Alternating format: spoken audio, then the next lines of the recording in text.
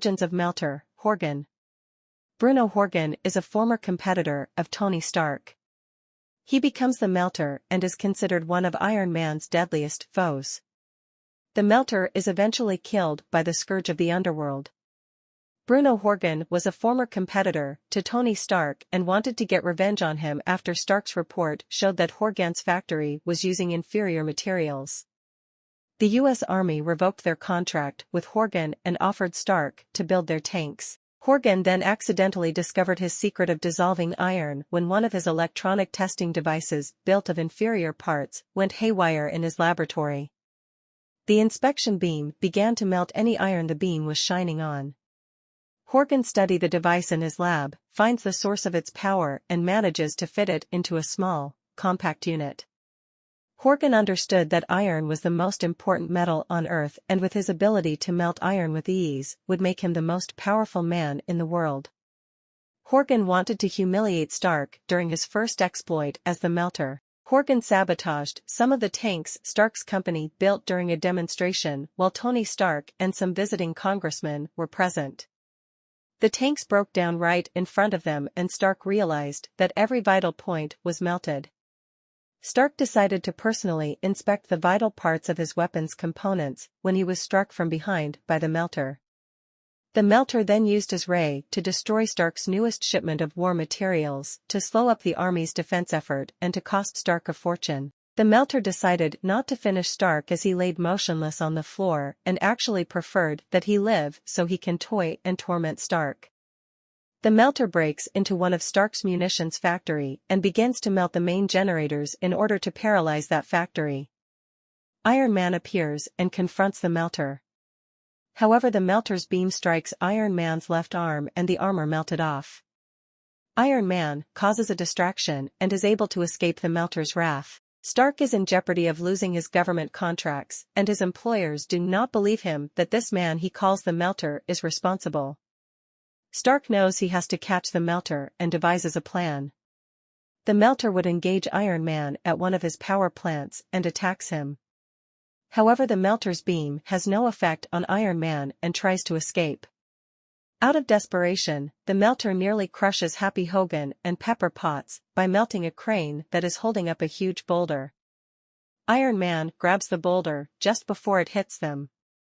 During the distraction, the Melter melts an iron drain cover and escapes in the sewer system. Apparently, the Melter's beam had no effect on Iron Man because Stark redesigned his suit and made the armor out of tough extruded aluminum. The Melter would reappear with the Black Knight and Radioactive Man to form the first Masters of Evil, led by Baron Zemo. Zemo had given the Melter the ability to melt other metals and not just iron, which made him even more dangerous. Zemo also provided his team a secret weapon he called Adhesive X, which they can emit from special guns. Zemo instructed the Masters of Evil to attack the citizens of New York with his Adhesive X to lure out Captain America and the Avengers.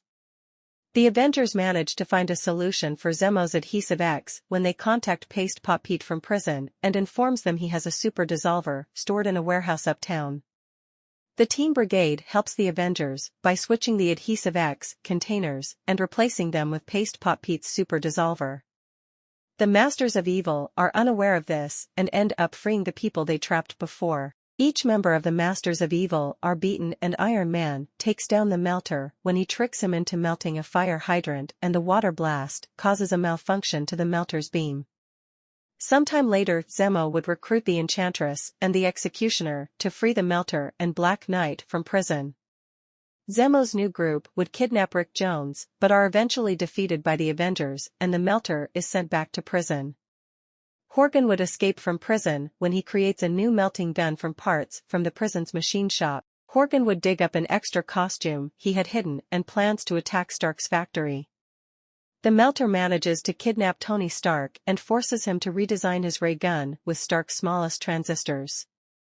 Horgan's latest ray gun now has the ability to melt any substance including stone, wood and flesh.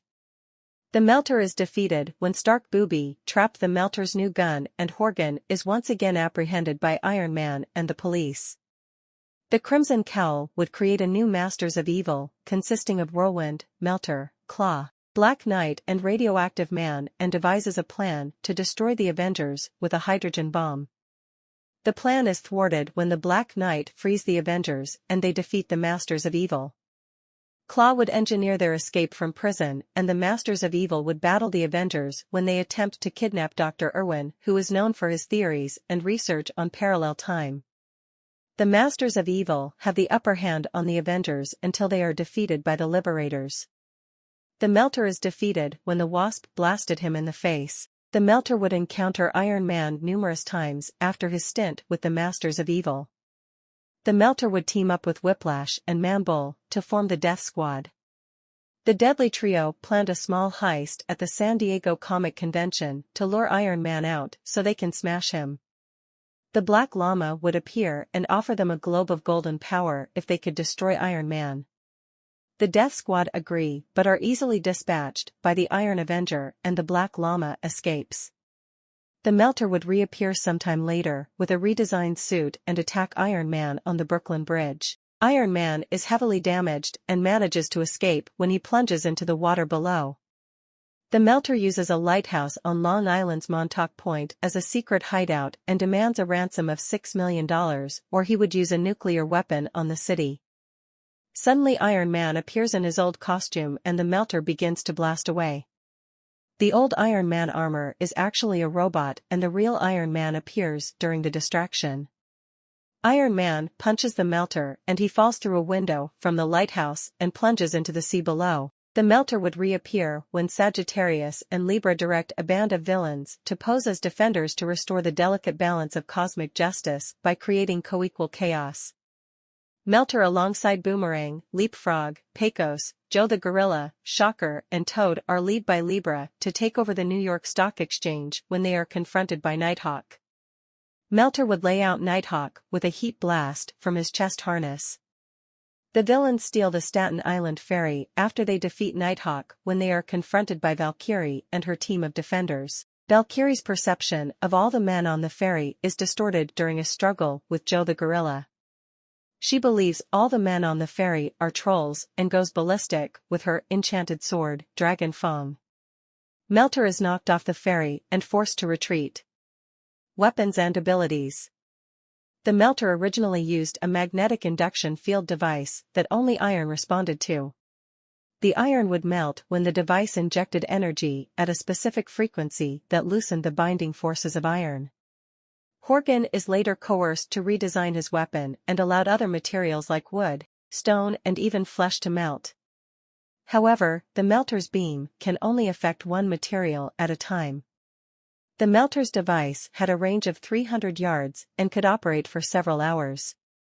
The original device was designed to shoot the beam from his chest, but the weapon and its design has changed on a few occasions. The Melter created a ray gun at one point and even had the ability to fire his beam from his belt weapon and helmet.